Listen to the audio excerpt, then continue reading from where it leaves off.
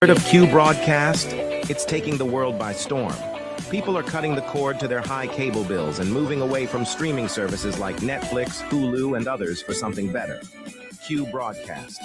For just $60 a month, you'll get access to every channel you could ever want, including HBO, Cinemax, and Stars. And the best part? There are no contracts, no hidden fees, and you're free to cancel anytime. With Q Broadcast, you can enjoy streaming live TV, movies, and top series on up to 5 devices at once.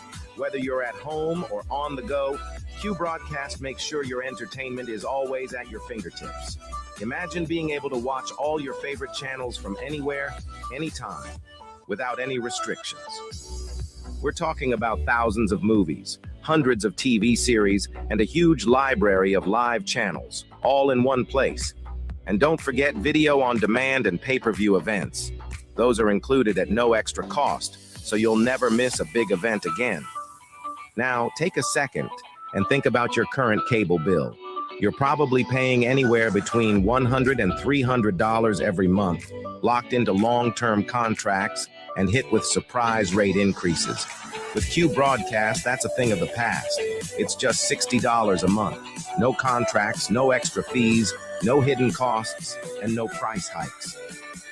Why juggle multiple subscriptions like Netflix, Hulu, and cable when Q Broadcast gives you everything you need in one convenient package?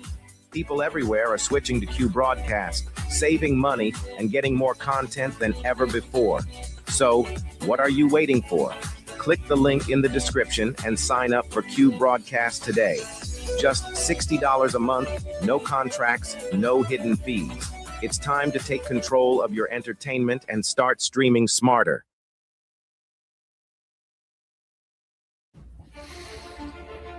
We live in a world where men are told it's harmless. It's just entertainment.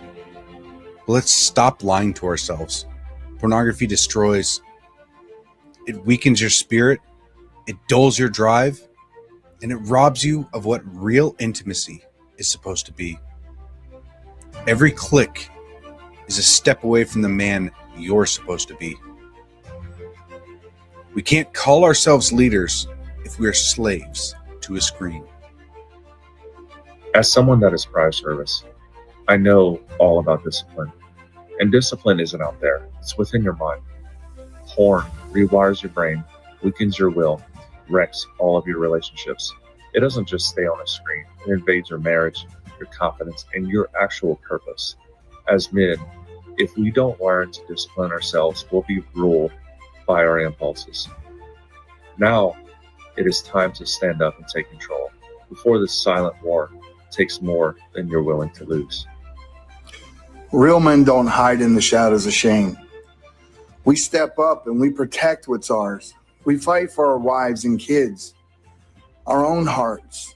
Twitter isn't just an app. It's a weapon. It's a tool used to break free and start living like the man that you're meant to be. The battle's here and it starts with you. You can stop living in shame and you can break free today.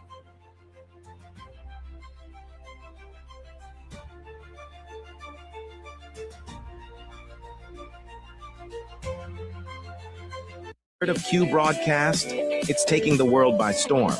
People are cutting the cord to their high cable bills and moving away from streaming services like Netflix, Hulu, and others for something better. Here at the Anomic Age, we know that these times of uncertainty are stressful. It is incumbent upon all of us to put our fears first and bow down to government tyranny. Gone are the days of freely leaving your home, working, and social interactions. In exchange for safety, we will trade liberty. At the Anomic Age, we understand. However, just in case you want to get off your knees and stop being a sniveling coward, check out the John Age Project at anomicage.com.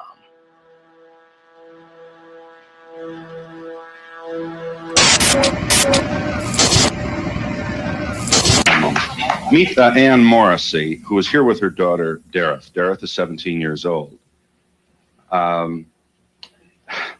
Morrissey, I don't have to tell you that most parents would be extremely depressed if their daughter came home one day looking like this? I assume that was your response shock, anger, depression? What was it? I was extremely angry. I really went bananas. Yeah, how old was she when this happened? Possibly 13, 14 years old. We're talking like it's a disease, and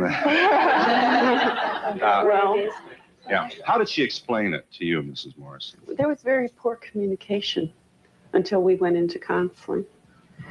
And it almost broke up our family. But through counseling and Serena, I can understand it better. What do you understand? That she feels like she doesn't want to be like everyone else, and she wants to be her own person. And through the dress code and her lifestyle, she's expressing this. It doesn't conform with our rules, but we're learning to cope, and it's a very, very difficult thing. Extremely difficult. Dareth, let's let you talk for yourself. You're from Long Beach, California. I just can't handle being like everybody else because that's what everybody else wants, you know. Just because somebody else does something does not mean that I have to do it. You know, I have my own morals and ideals, and I go by them. Are you drug-free, Dareth? Yes, I am. Is this a political statement then? Do you have some misgiving about the society that you see? Yeah, there's a lot of problems, you know. A lot of the people are really aware of what's going on, you know, and I don't like it, you know. There's a lot of problems. What? I don't like the way society is based. What bothers you? Give us some of the misgivings you have. The rich, the poor, the people starving, the wars, you know. Why can't, you know, everybody just get along and just live their life?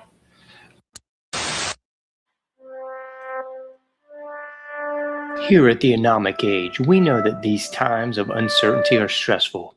It is incumbent upon all of us to put our fears first.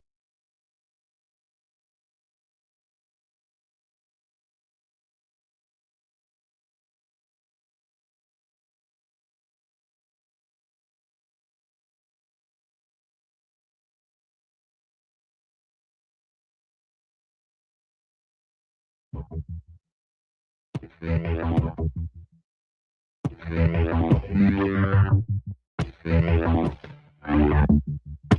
know something is wrong, and it's time to stand up. You are listening to The John Age Show. Trust no one. Trust no one. Trust no one. You found it. You're here. You're headlong down the runaway train that is the Anomic Age, and I'm your host, John Age. Happy to be back with you once again, coming at you in the not-so-wee hours of the PM today. We got a great show. We got Matthew Ehret with us today to get into a cornucopia of stuff, an amazing amount of information. But before we do, please check out anomicage.com. It's where you can find all things me, all the shows, the shortened sort of information breakdown segments that I put out several times a week, as well as the full Monty here as you are listening to us now with our guests. Always recommend paypal.me/anomicage, patreon.com/anomicage as well. You got a lightning link below that if you are so inclined to become a patron or sort of donate by almost any means necessary. You can do that at anomicage.com. Other good stuff, we got the free iPhone app, free Android app, subscribe by email link. I always say that's the best one to hit because, you know, sometimes there's issues with the notifications coming through on the different apps, but subscribe by email is like the default, easiest, old tech way to do it. And if you don't like it, you can always just hit unsubscribe and you are thrown to the netherworld and unsubscribe from the subscribe by email link. Other stuff we got there at the bottom. You can sign up for the free newsletter as well. All right, enough of that. If you've not already seen our guest info, Matthew Ehret is a journalist and co-founder of the Rising Tide Foundation.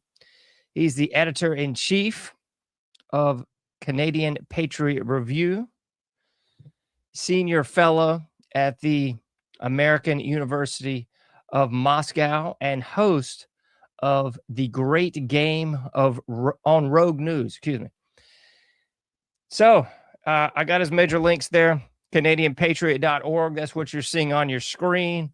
And the other foundation, Rising Tide Foundation. Both of those, a wealth of knowledge and information. Can't recommend them enough.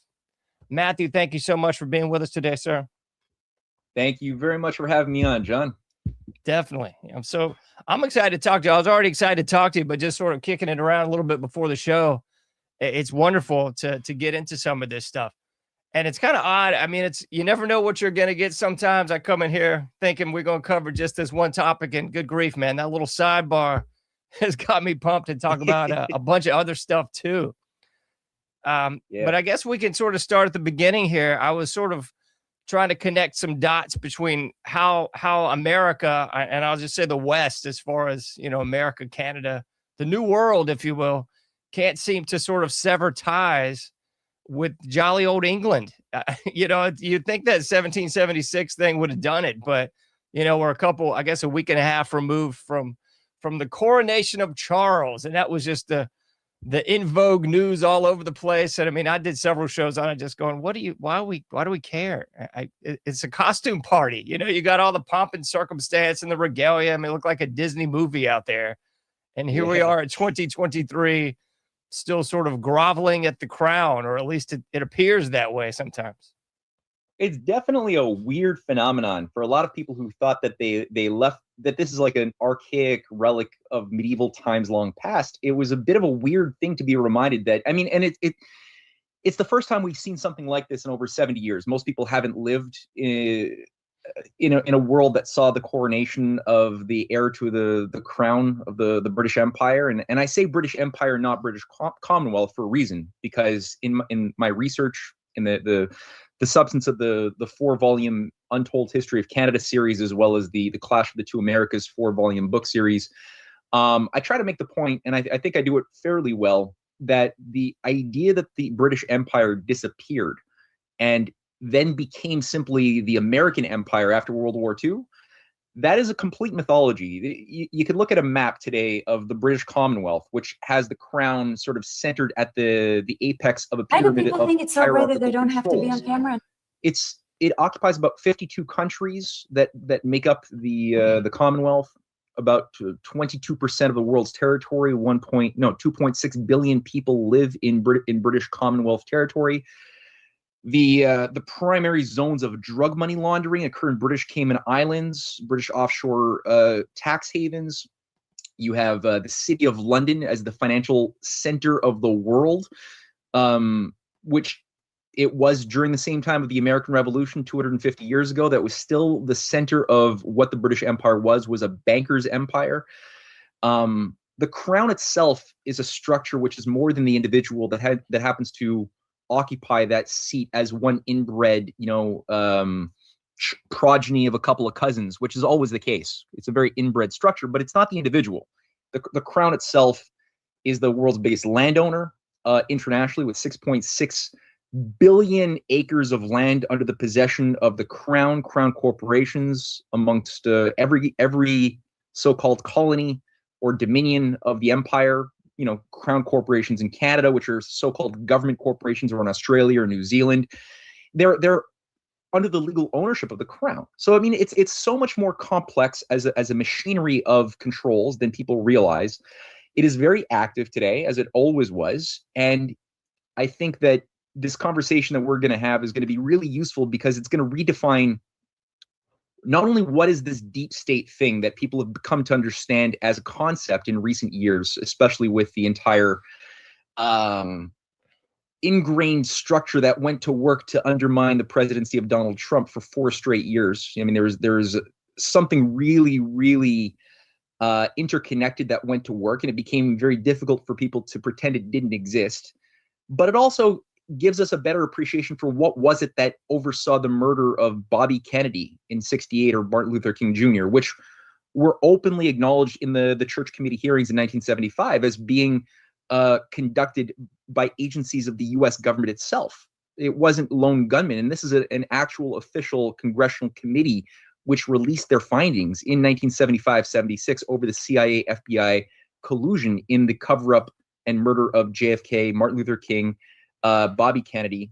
What is it that oversaw the take? What was it that saw the killing of Lincoln? What about McKinley? What about Garfield? What about Warren Harding, who died after just 2 years fighting the League of Nations in 1923? What about Roosevelt, who was actually fighting against this entire thing in 1945, who died just a few months into his last presidency? What took over? So I think it'll help to sort of redefine what is this thing that has been sort of in the heart as a fifth column within America since 1776, which is tied to some of the insane crap we just saw on TV last week with the $100 million expenditure crowning this creature as King Charles III. Just what is this thing, and what was the empire that the American revolutionaries fought against? Because it wasn't just a bunch of redcoats and funny hats that were trying to preserve, British dominion. It was so much more than that, which has been dumbed down and simplified, so people don't know what the battle was of the 19th or 18th centuries. They just don't know. And thus they can't know what shaped the 20th century, what shaped the Cold War, what took over, what funded Hitler, how did, what oversaw the murder of these great presidents, what oversaw things like 9/11. What about, today's situation? They just can't know because this context has been removed from our psyche. So yeah, this is something we can talk about any part of this as you'd like. Oh, absolutely. I mean, I think it's funny because so many people, and I think rightfully so, will point to that the Nazi empire never really left. It just sort of reculminated or transformed. But I think, going back to your point, the British Empire never left. That sort of old ghost was never exercised. It just sort of resurrected itself here in the U.S. and changed brands. I mean, so often, I kind of go back to Bernays quite often, but I think rebranding is kind of the crux of what we see so many times again and again, where we think, oh boy, that's over with. Whoo, that's gone. And then you just see sort of the rebranding pop up, in a couple years. Again and again, it's that rebranding thing. People don't realize, oh, it's a new Tide. Well, it's really old Tide. They just put a different box top on there. Yeah, well said, man. No, exactly. It's just like you had the Nazi, what are called the Nazi stay-behinds, right, of Operation Gladio, which were just absorbed by Allen Dulles and the entire MI6 CIA complex after World War II. Most of the most hardcore of the Nazis and Italian fascists were never punished. They were never reconstructed. They were just put immediately back to work doing the exact same thing they were doing under Hitler, but now under new management, and in the context of an artificial Manichaean dualism that was imposed onto humanity, turning the allied nations who fought so closely to stop the fascist Hitler project from succeeding and being the basis of a new world order back throughout the 1940s, which I'm referring specifically right now to the U.S., China, Russia alliance. Those three nations together provided the vital living force that allowed for the putting down of the Wall Street, London financed fascist machinery that was cultivated throughout the 1920s, especially into the 1930s. Without the support of J.P. Morgan, without the support of the Bank of England, without the support of the City of London, as well as the Rockefeller machine and Standard Oil and the DuPont complex, there could not have been the rise of a Nazi machinery. Couldn't have happened. The entire, and this is something which again has been obscured from our history books. Obviously, it makes sense when you look at, well, who are the patrons of many of the modern universities and history writers who get paid and who get published and who set curriculums. I mean, you'll find the same connections to the money bags that brought us fascism in the first place. So the Russia, China, U.S. alliance was key in making this New World Order attempt fail. Russia lost 25 million of their people. China lost 10 million of their people in that fight. Russia absorbed something like 92% of the most vicious killers of the Wehrmacht. That was a fight that was primarily taken up by the Russians. The Japanese war machine was also supported, provided for massive support for decades by the British Empire. Hmm. American nationalists and patriots who were working with Warren Harding even had set up things like War Plan Red and War Plan Orange in the 1920s as a preparation for war with both Japan and Britain, which was recognized by these American patriots around Warren Harding as being at the heart of the attempt at a fascist world government, which is why the British Empire, not Woodrow Wilson, but actually the Round Table movement of the heirs of Cecil Rhodes, like Lord Milner, who had taken over the control of Britain, were the architects of the League of Nations at the same time to replace sovereign nation states in the wake of World War One. And that was the whole idea of World War One was a war that was done to impose shock therapy and trauma onto the world citizenry as a way to break our will and convince us that if we just got rid of nation states and created a new supranational government of scientific engineers, enlightened managers of the world, we would never have wars again, and there'd be somehow some big kumbaya. Now, some people did believe in that Kool-Aid because they were so psychologically traumatized. Other people who were smarter, and here I'm referring to those I was just alluding to around Warren Harding, the last Lincoln Republican of the 20th century. They were much smarter, and they recognized that this was a giant trap run by London. And again, Warren Harding did die the way we know he did, through oyster poisoning on a train in coming back from Alaska. That was weird. Wow. No autopsy, but we do know that all serious resistance to this world government agenda disappeared as the J.P. Morgan, Carnegie Mellon complex took control of the U.S. administration, giving rise to the bubbles of the 1920s. The whole bubble economy of easy money, roaring 20s speculation with money that didn't exist, gambling with other people's savings. That created these bubbles that were then controlled in a demolition that occurred on a certain given coordinated moment in 1929, very similar to a process that we're experiencing today, except today the bubbles are much bigger, but in principle it's the same thing. And just like in 29, all that happened was everybody who was in the know sold, for pennies on the dollar, or no, they sold their stocks early, because they knew that the broker call loans were going to be called in at the same moment, and all of these stockbrokers who had basically taken out loans that they couldn't afford to pay back, all of a sudden were expected to pay back those loans.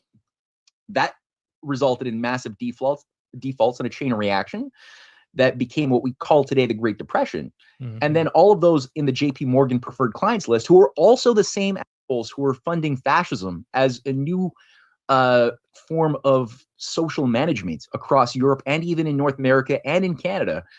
They were able to buy up for pennies on the dollar the real estate, the defaulted farms that had been foreclosed upon. There was the biggest wealth transfer in history up until the days of Vanguard and BlackRock that we had seen in a coordinated fashion, right? And again, they were always promoting with things like Henry Luce's Time magazine, the idea that fascism would be the miracle economic solution that would put bread back on your table and help you feed your family again. If you just give up your stupid liberties that are enshrined in your Constitution, just let go of that. And you had Nazi parades in New York. You had 30,000 people in Madison Square Garden with Nazi rallies, putting pictures of George Washington and the swastika together, saying this is the key to our solution. And these are the same groups that tried to kill Franklin Roosevelt in 1933. With the Freemasonic, assassin that was deployed to shoot Roosevelt, ended up accidentally shooting Mayor Cermak standing next to Roosevelt from Chicago, and he died.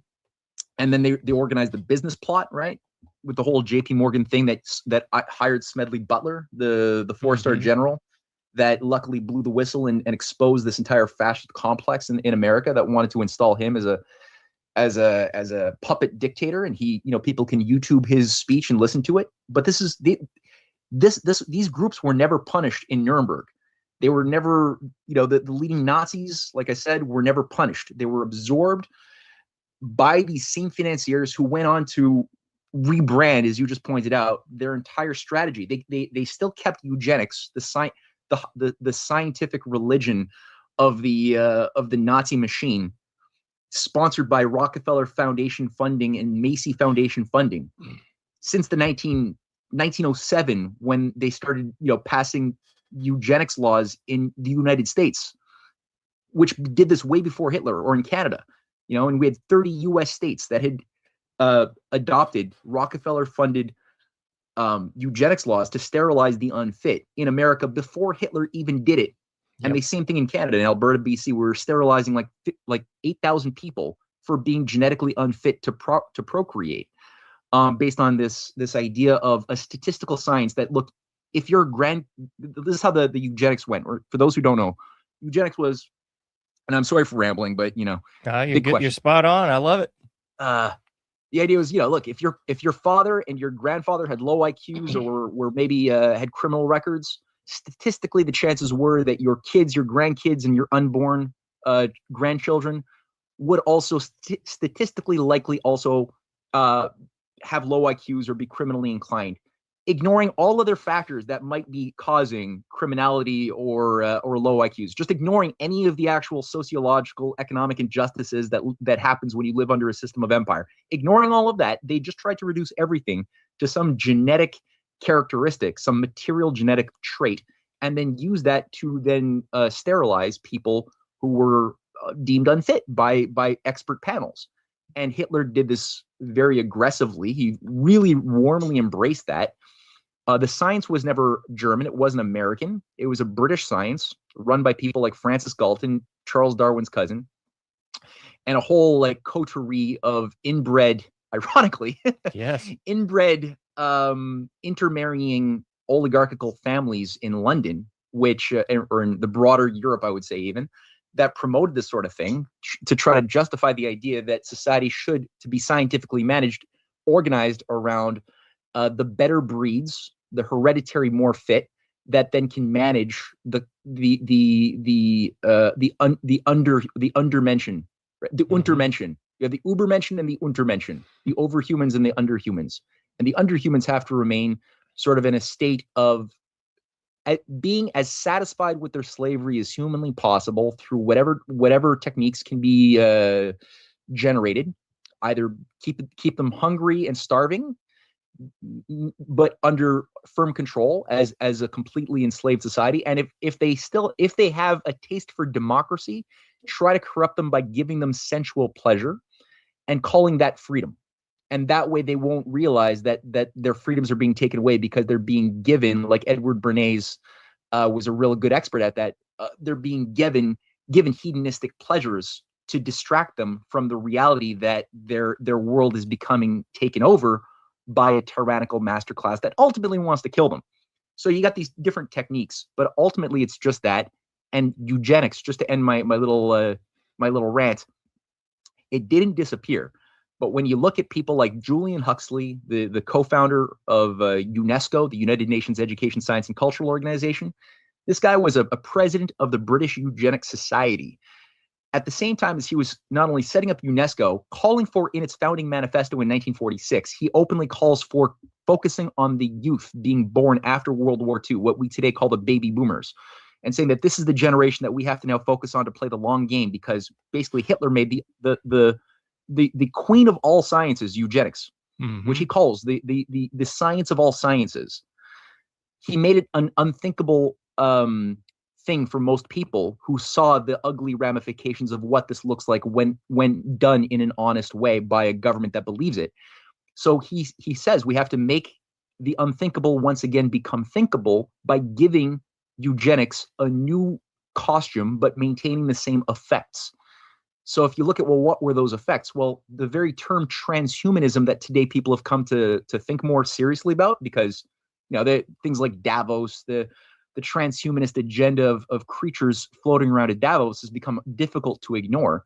It's based upon the same fundamental idea of a master class of superhumans who are the corporate elite of Davos, who will somehow control the levers of genetic manipulation of CRISPR technology and integration of humans and machinery in order to create a new breed of species, synthetic species, as far as they believe. I'm not even saying that this is possible, but I'm saying that they believe it. And who created the term transhumanism?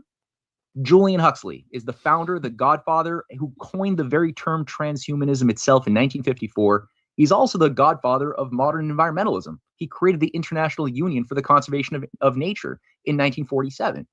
And out of that organization, he then worked with people like Prince Bernhard, the co-founder of the Bilderberger group of globalists that met up every year starting in 1954. He worked with Prince Bernhard, a former Nazi official, and Prince Philip Mountbatten, the father of the current king. And the trio had set up in 1961 the World Wildlife Fund for Nature, which was devoted to creating a fund to give money to the International Union for the Conservation of Nature. Why? Well, as they outlined themselves in their Morgues Manifesto and in their many writings, the idea was to change the values of the human species.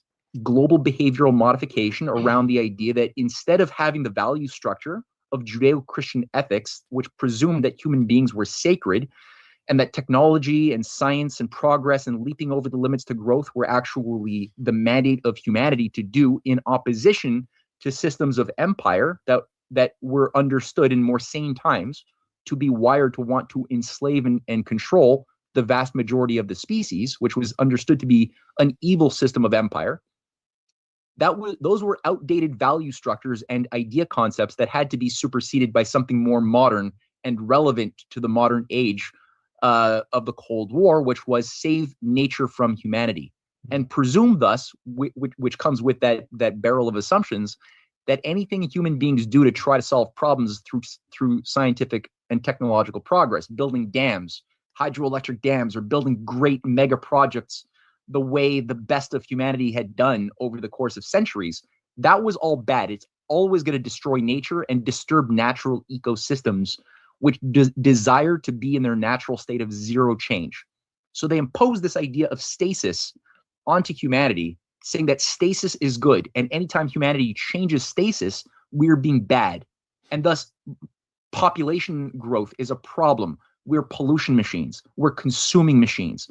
And they ensured that we lost our divine claim, or they wanted to being a species of creation. Because obviously we'll always consume. If you don't consume water and food, you don't do well. Yeah. But the thing is, do we put the emphasis upon the consumerism, which is what we were told to do after 1971, is like, now we're in a consumer society age, and to be a good citizen, you had to go to the shopping mall and consume a lot, and that's how to be good. Well, that was never sustainable. That was designed to blow.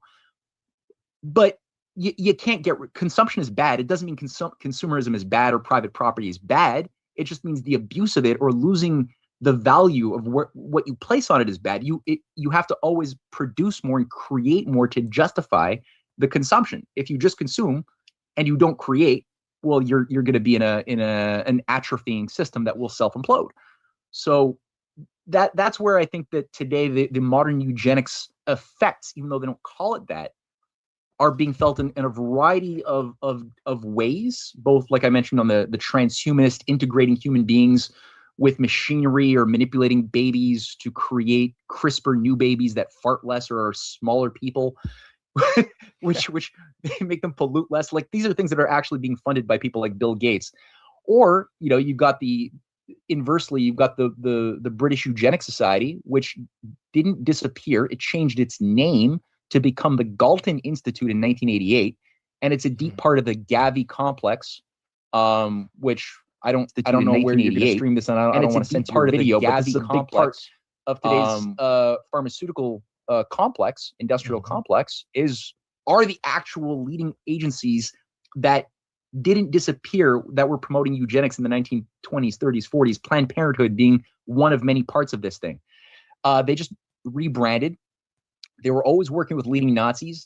NATO itself is a Nazi organization. If you look at it, eight of the heads of the Central European Command of NATO from 1955 to 1973, 8 consecutive heads were former Nazi SS officers. 8. You can't make this stuff up. You can't. We didn't. So in that sense, World War II was a victorious battle won against fascist world government freaks, but it wasn't the war to end all wars one that we've been told it was. It's just like the American Revolution was not the end all war of independence that put an end to systems of British Empire fifth colonists in America. It was a successful historic battle which forever transformed the world in a positive way, I believe. But it was not, there was unresolved elements that were like the Nazi stay-behinds. You had the British stay-behinds, always just keeping on sort of an American patriotic front on the surface, but always working to undermine and undo America's accomplishments from within for 260 years now. And Canada has played, unfortunately, a negative role as far as the British monarchy of the North. It's another strange thing that has always been subverting, working with London, working with the traders in Wall Street, who have always been loyal to the city of London since the beginning days of Wall Street in the 1790s. They've always been working to destroy the American experiment from within. And the fact that it still existed today, America's been able to survive a lot of the most crazy operations against it for 260 years, is itself a little bit of a miracle that people don't appreciate as much as what it is. This might be a weird parallel, but while you were talking about this, I was sort of, connecting all these dots to the patsies that have always been used in assassinations from JFK, RFK, MLK, right on down the line. And it's kind of funny. There's always the patsy. It's the lone gunman. It's the lone nut white guy with a rifle. I'm not making any apologies for the Nazis by any stretch of the imagination, but it's kind of funny that, everything we think of as like these horrible, and it kind of traces its lineage back to the British. And it's so bizarre, everything you just mentioned as far as the ecology. I had a guest on years ago, Mark Musser, who wrote Nazi Ecology, and he was tracing the Green Movement back to the Nazis, and you just did one better and connected it back to the British. And, looking at all these, again, I always call them famous dead guys, the Huxleys, the Wedgwoods, the Galtons. They were the ones doing this inbreeding freaky eugenics mess. And then they just went, I know what we'll do. We'll just kill everybody except for the chosen few. And you mentioned the, oh my goodness, the Ubermenschen and Untermenschen.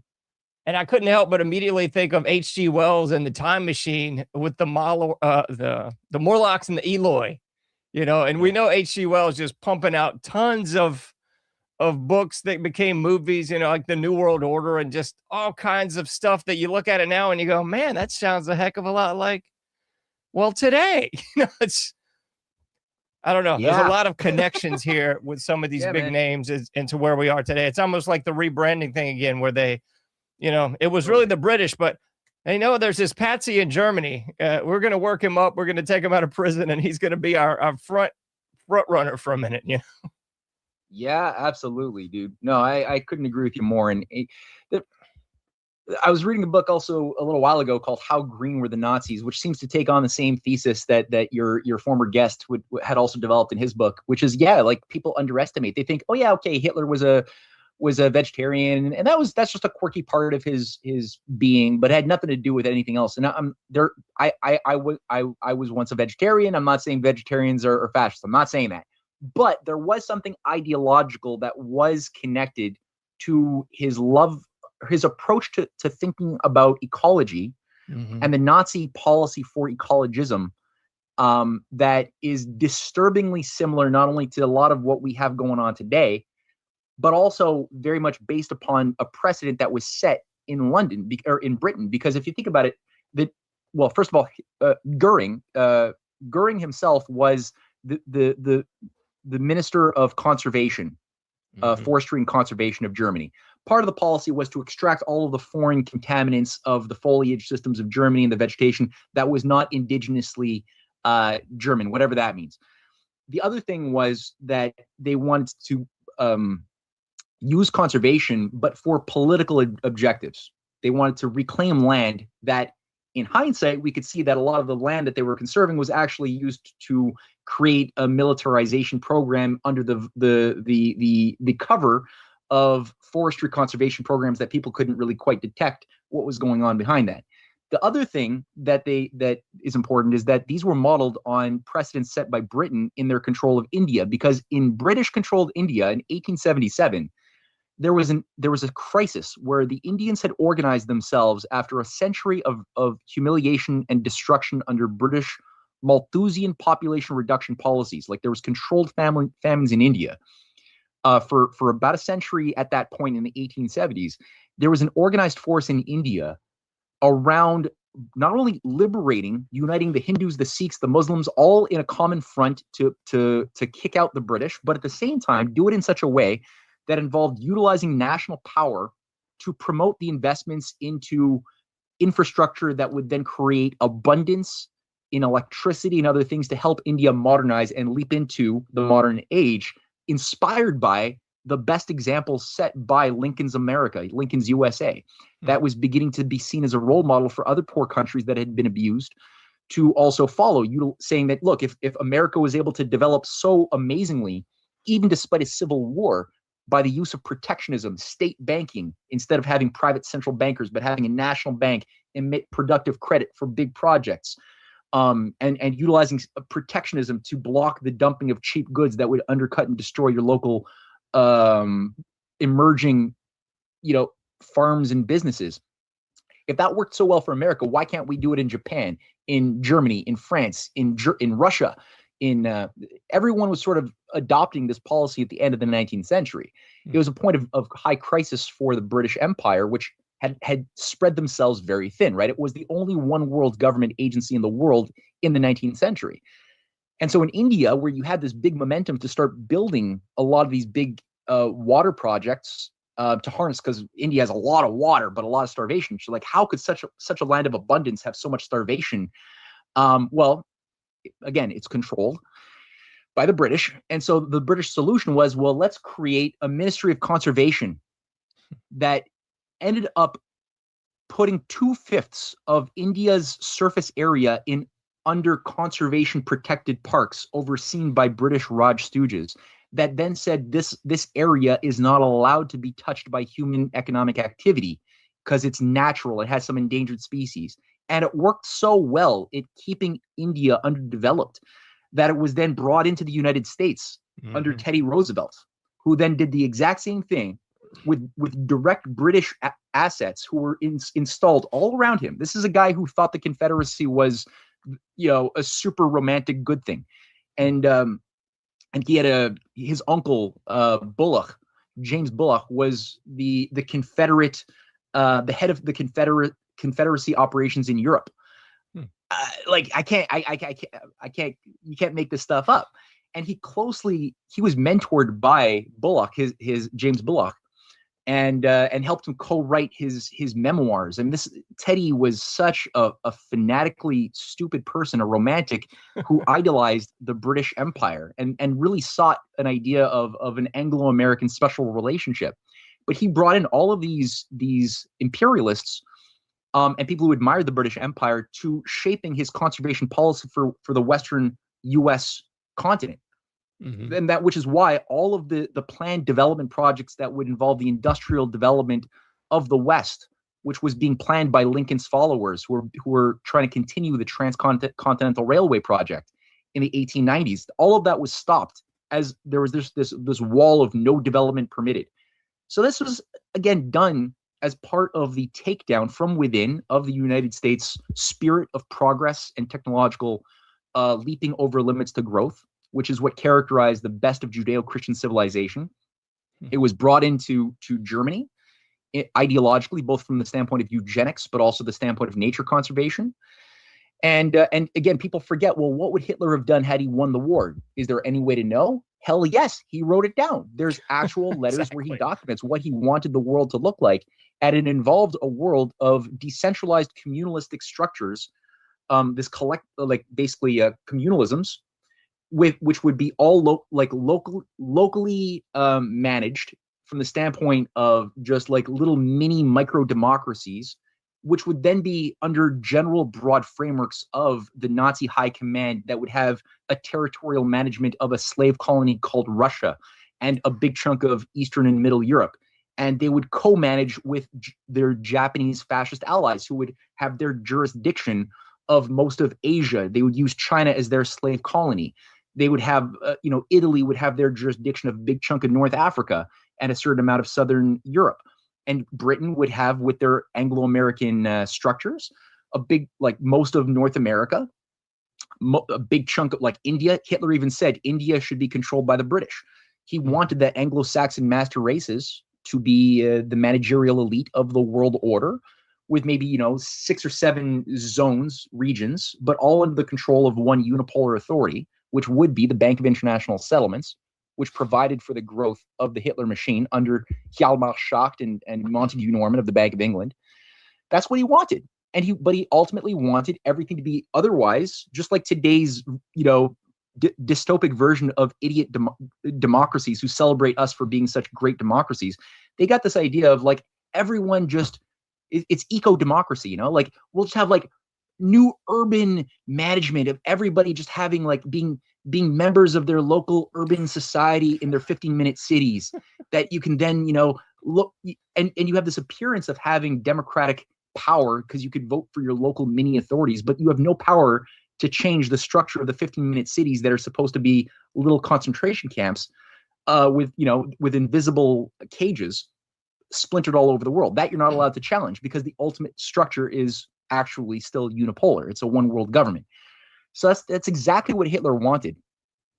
And the fact that it failed had everything to do with the fact that you had still viable, organized patriots in the United States, especially, which overthrew this agenda on a number of fronts. So, on the one hand, I take power, I take inspiration from that because it shows me when I look at history from this lens, I realize that the oligarchy, which today wants what they want, which was what they've always wanted, which is global feudalism and a depopulated, dumbed down slave class of maybe 1 billion or so, they are not as powerful as they project.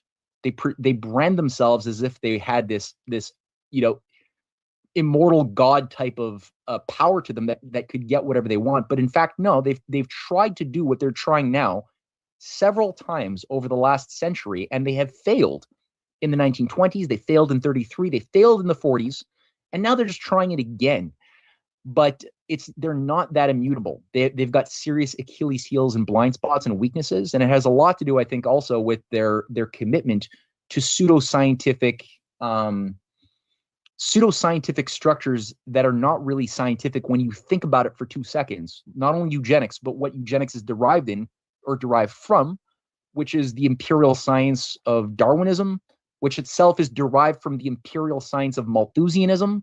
And there's a direct connection from Malthus to Darwin and Darwinism as models of explaining how systems should operate, to eugenics and social Darwinism, which are 2 sides of the same thing, to transhumanism and the modern ecology movement that's trying to put a value on reducing human impact on the environment, which ultimately will also involve implicitly killing off about a big chunk of 80-90% of the world population as a side effect, which they usually won't just outright say, because then people would tend to not go along with that type of explicit language. So they have to say things like reducing our human carbon footprint or reducing fertilizer use to save nature or something like that. They got to brand it so you'll digest it. They don't want to say we're going to kill half of you. That we're just going to have to reduce some carbon.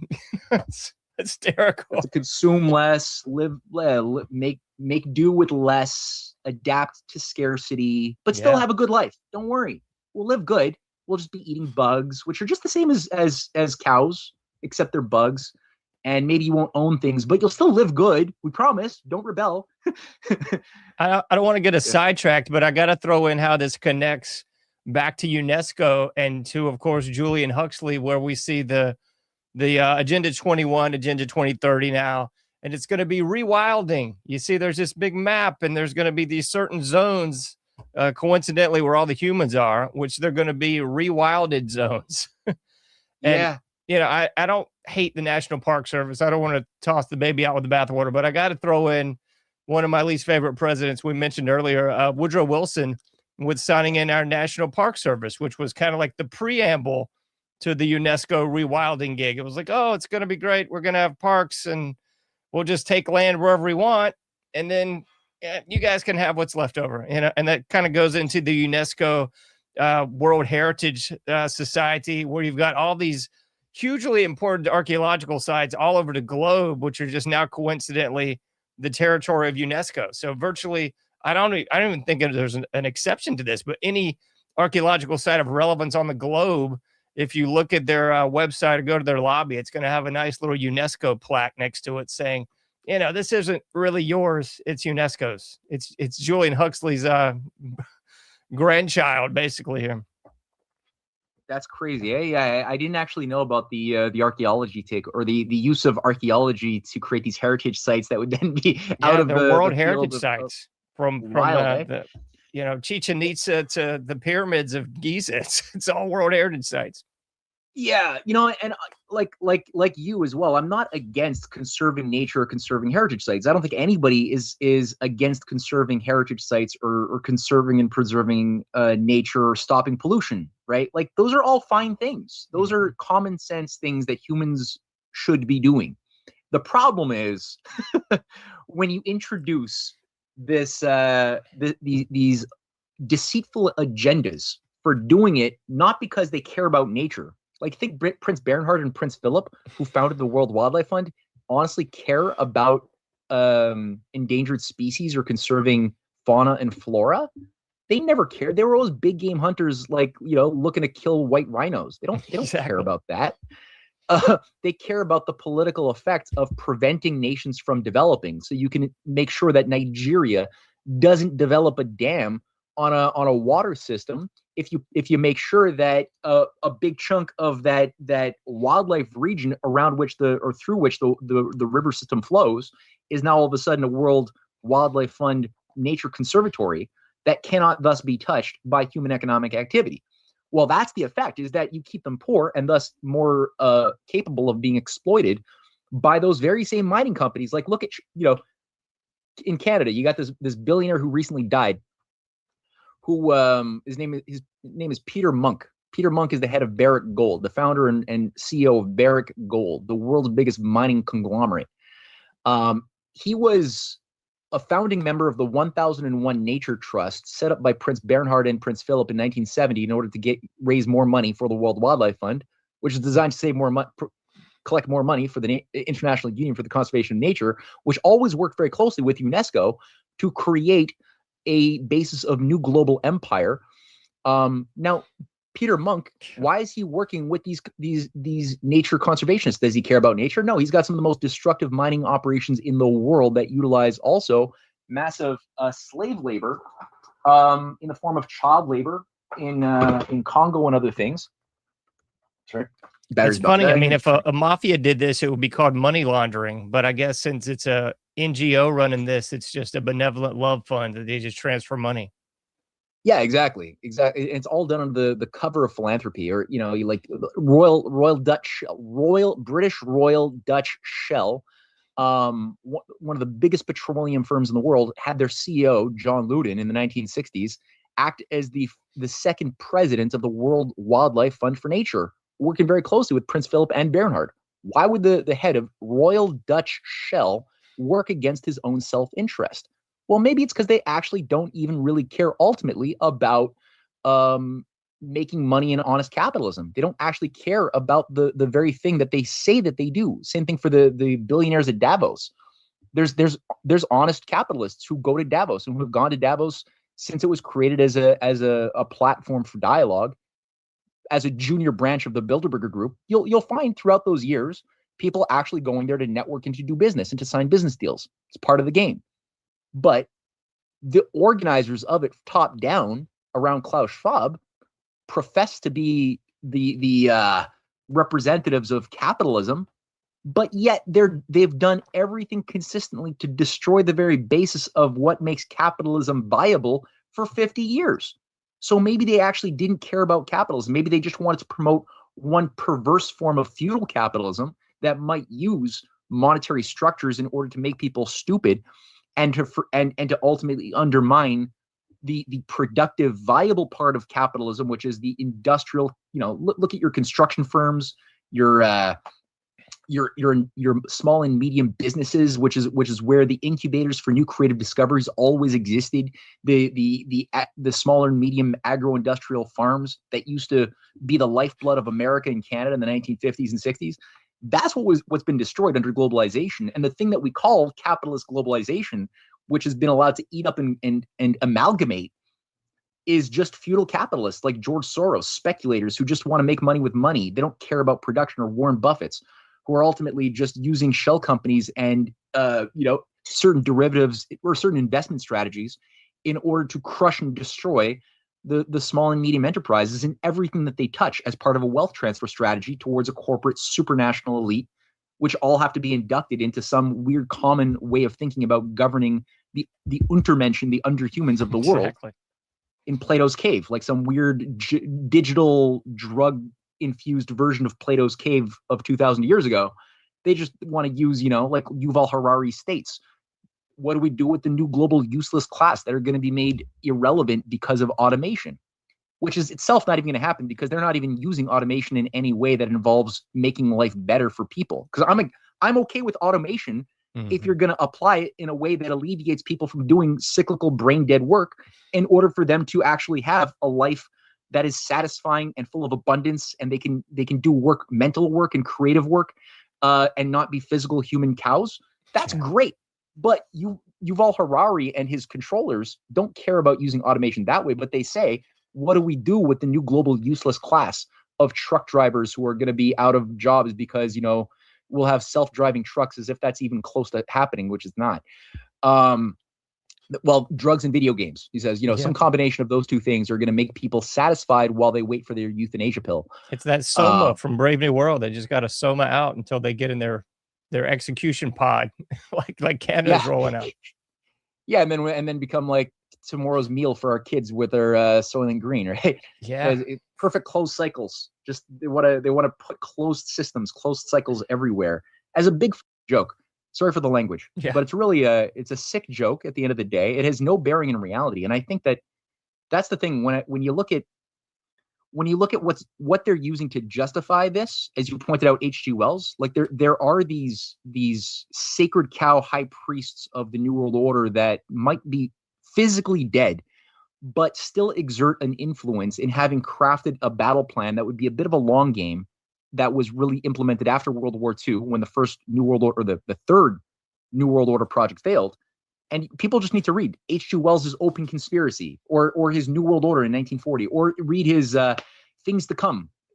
It's the fact that he's writing these things as nonfiction, but also look at his fiction work from this lens, because his fiction work is also early revolutionary predictive programming. It's having a direct impact upon the broad zeitgeist and our collective imagination of the type of future we think is natural. And he's shaping people when you're getting fiction. This is why the CIA has put so much effort into funding Hollywood and the different shows. You think you're watching Netflix to be entertained and not be influenced by political agendas? Sorry, no. Throughout the entire Cold War, there's always agendas out there, and you're taking more of it into your subconscious, because your sentinels of reason go down when you're being entertained in the form of fiction. You're giving a story, and there's now Trojan horses that are coloring your idea of what human nature is. What is the nature of the world that is coming into being? And if you think that a dystopic world of either, look, it's all post-apocalyptic movies that are being promoted, or shows that are post-apocalyptic on Netflix, or Hunger Games, like things that you have to like fight and kill your rival in order to survive at all costs. Like, all of these things are coloring your identity, and you're going to be that much more inclined to adapt to these artificial, unnatural, evil structures if they come into being, rather than do what natural humans do, which is stop evil. Like, you see something unnatural that's threatening you and your children and your broader society, normal, natural human beings acting with their conscience and reason tied to their imagination together naturally will tend to intervene to resist. That doesn't happen so much. It dampens it when you have this type of engineering. And H.G. Wells is an evil, brilliant, who really innovated a big chunk of this. And his affiliation with Bertrand Russell, with the Fabian Society, which operated always through the London School of Economics, that always interfaced closely with the Roundtable movement that operated out of Oxford, around Cecil Rhodes, Lord Milner, and that whole grouping of what became Lord Milner's kindergarten. It's two different branches of the exact same imperial operation to infiltrate, permeate everything you can, public, private, business, media, just permeate, and try to undermine, like a virus taking over a healthy cell from within, undermine, target systems and induce the target victim to destroy themselves from within, right? And you do that through a variety of techniques that are not that difficult to understand, but it's very difficult to understand for people like in our world because we're saturated in it. We have to sort of remove ourselves a little bit intellectually from the very conditioning of our school and cultural ecosystems and look down from above, and just see how this is the exact same thing that was used to induce the destruction of Athens in ancient Greece with the infusion of the sophists, the organization of the various mystery religions that were organized through the cult of Apollo at Delphi, that people like Plato were trying to expose in various ways through his dialogues or through his academy, and the network of statesmen who worked through his academy to try to do battle geopolitically with this organized system of inbred empire that used drug cults. That's what the Apollo, the cult of Apollo at Delphi was. It was a drug cult that controlled military machinery around the world, and people would come from around the world to pay money to the priests to interpret what this doped up priestess of the Pythian priestess was going to mutter out in a doped up frenzy, and then they would interpret that for those who had the money to pay whatever general or king wanted to know. Do I make an alliance? Do I go to war? What do I do? And they had full control as the nerve centers of intelligence of the ancient world, as well as of banking, because they were collecting tons of money that they were then able to loan out at interest with usury and other things, making people more dependent upon them. And also the deployment of various epistemological warfare operations under the form of the sophists that were then infused into brainwashing the young elite of Athens into thinking that they had knowledge they didn't actually have, because they had only the art of persuasion, which was revived with Edward Bernays.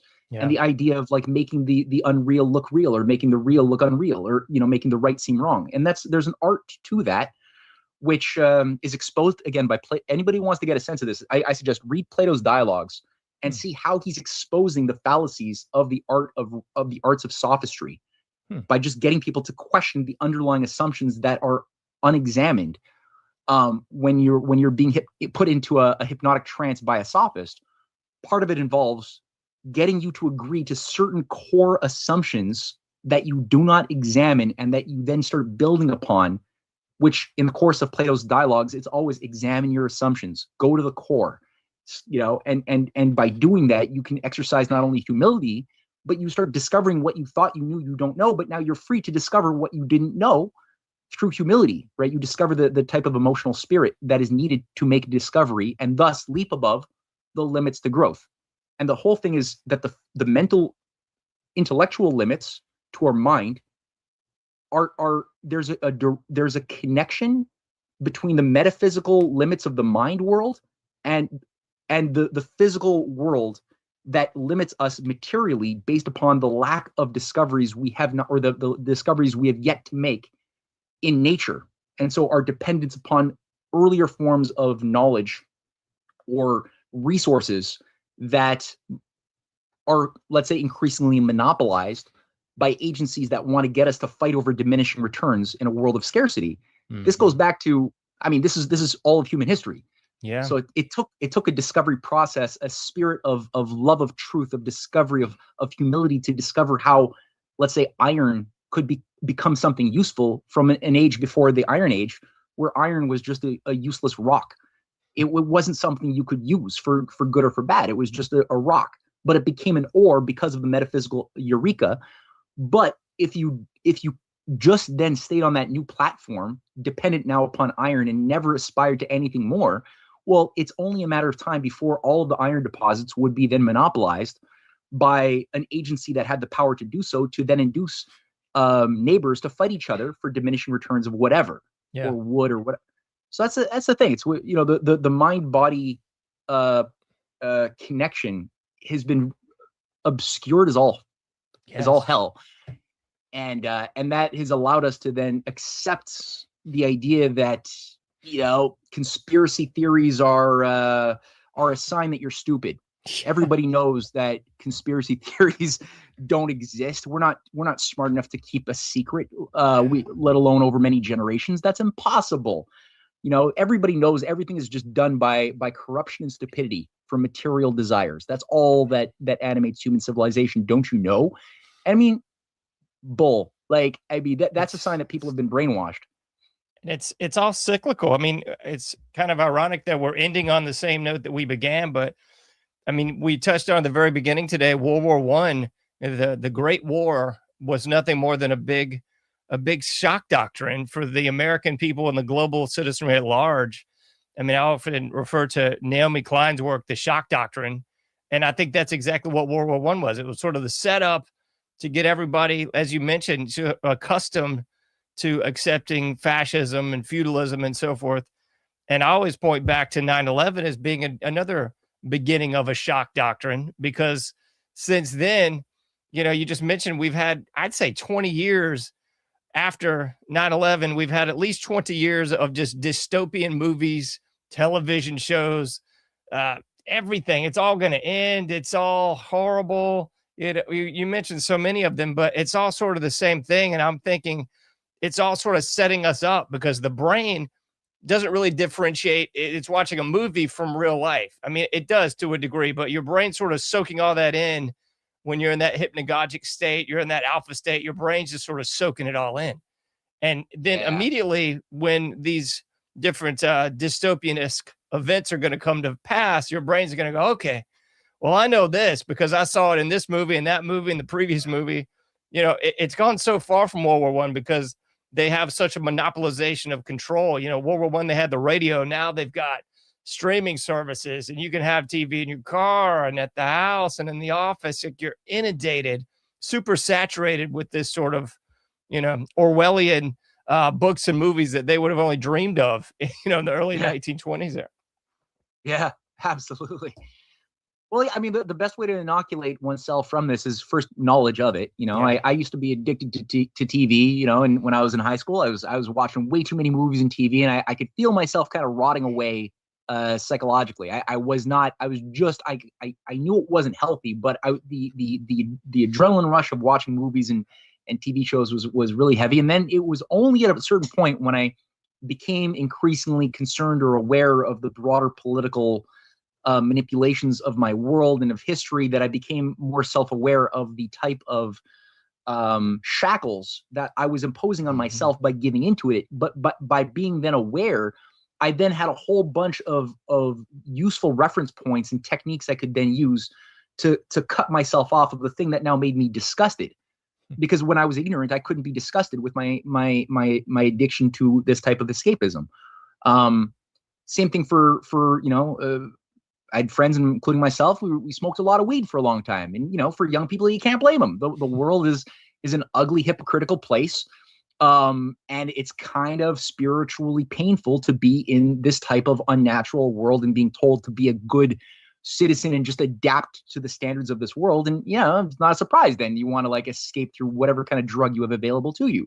Makes sense.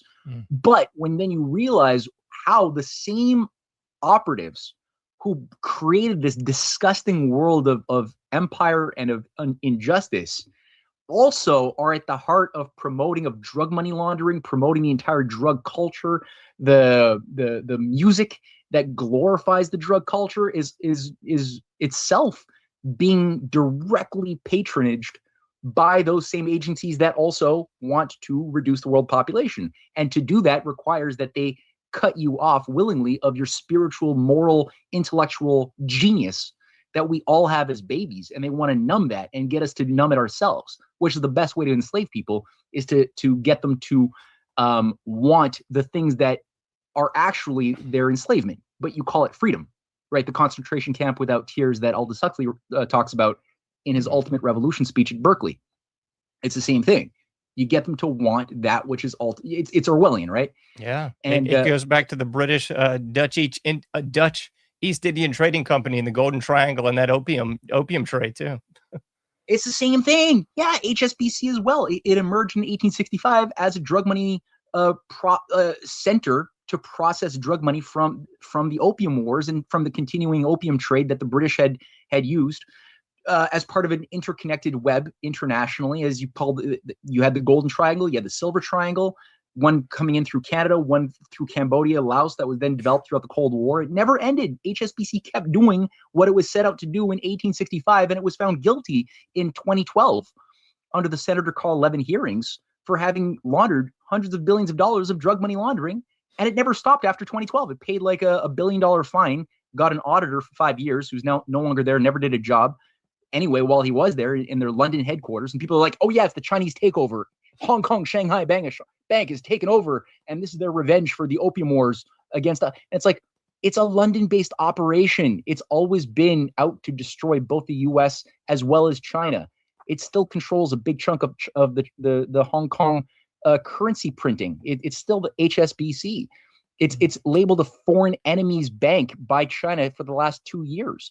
But it's a British foreign agency that's part of an international deep state operation out to kill everybody. It's not any one nation that manages these things, including British people, right? This is what ousted Jeremy Corbyn, the Labour, the anti-war, anti-City of London Republican Labour leader in 2018, Jeremy Corbyn. This guy was a good guy. Who was it who labeled him a Russian agent and flushed his career and undermined him? He almost became Prime Minister of Britain. He represented the actual interests of the British people. But this thing, just like we saw with Charles Dickens, read The Tale of Two Cities or Oliver Twist, he pointed it out too, that this agency is more than happy killing its own British people. They're happy killing Irish white people. They're happy killing black people in Africa. They're happy killing Chinese. They're happy killing any. They just want to create a global system. This is all they really want at the end of the day, is a system of global feudalism where everybody knows their role as either a master or a slave. If you're a slave class, then you don't use your mind. You're a happy talking cow eating cud while you wait to be processed in the meat packing facility. And if you're one of the master inbred elites with better genes, well, then you're going to be able to have your orgies in your castle and not be challenged. And that's just the crystallized order forever of what they want. And that's it. That's all they want. Is it so hard to satisfy what they want? I mean, at the end of the day, it's like that's really it's that pathetic and desperate and unnatural. And I think that's also why we should have a little bit of optimism about this, because they're always doing this. Parasite is always acting in defiance of natural law, and which is why every time they get close to attaining what they desire as far as maximum controls in the material world, at least, they always create structures that blow up in their face. And it doesn't even benefit the inner elite, upper level managers. It doesn't even benefit them. They end up having a scramble. It takes them a few centuries to sort of like reorganize, move themselves from Rome as a center of command to Venice, and then try to slowly reconstruct and try to bring back their past greatness, maybe with a few new modifications, until it blows up in their face again in the League of Cambrai of 1509, and then they realize shit, that didn't work, and then they got to re-scramble, move to the Netherlands, and then reconstruct their system again, and then take over Britain, and then now use that as the basis of a new geopolitical center of operation, and try to reconstruct again with new modifications until that blows up in their face.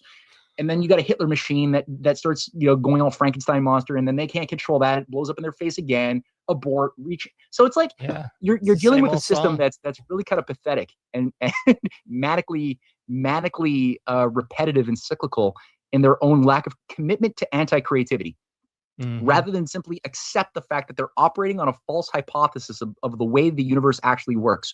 They're so incapable of self-examining their own core assumptions that they're just going to redo what they do again and again until finally humanity is able to organize ourselves in such a way that finally makes it impossible for them to get their fangs back into the victim, which I think to a certain degree is happening in an interesting way with the Eurasian development process going on, which is an interesting phenomenon I haven't seen before.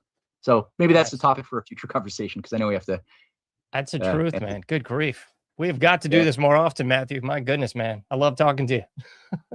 Yeah, this is fun. Cool. Where's the best place people can find your work and help you? And I want to know more at some point about the Rising Tide Foundation. We got to talk about that off the air or something. That sounds amazing also. Yeah, man. Sure. Well, they can go to risingtidefoundation.net. We'll give people direct access to the written and video multimedia work that my wife and I have been doing with our collaborators. We do weekly expert seminars as well every Sunday. Right now, we're on a Science Unshackled symposium for 9 weeks. We just had something on the fallacy of man-made global warming by a leading climate expert. Before that, I mean, we're going to have some consistently interesting topics that people can tune into live Sundays at 2 p.m. Eastern time. And if they want to register, can just send me an email at info@risingtidefoundation.net. If they want to buy our books, so my wife and I, we've written a bunch of books, recasting a lot of this history, pretty fun. So those can all be easily found on canadianpatriot.org, including our newest piece, which is called Breaking Free of Anti-China Psyops, since a lot of better people of the conservative groupings of the world have really been targeted for a psychological manipulation by the Five Eyes and intelligence agencies to become a weaponized mob preparing or championing the idea of a war with China. So we try to debunk a lot of the myths being promoted in mainstream and even alternative media right now around what we're being fed about what China is, and what's actually taken over the West, which is not Russia, it's not China, it's something else. So that's a new thing that people can also see on the Canadian Patriot website. That sounds wonderful, man. Well, if you'll stick around for a second, I'll close things up here and say goodbye to you off the air. Sure. All right. Sounds wonderful. All right, folks, if you missed any of that, shame on you. Check out anomicage.com. You're going to find all things me, this show, all the past shows, information breakdown segments, all that good stuff at anomicage.com. As I always say, you can't do everything, but you can do something. So please try to get out there and do your part. Till next time, I'll be seeing you sooner than later in the Anomic Age.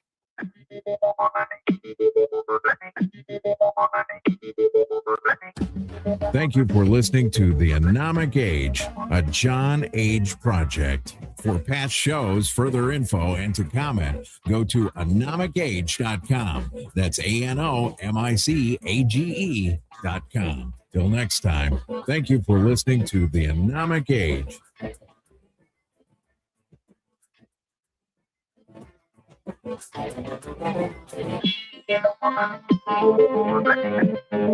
you.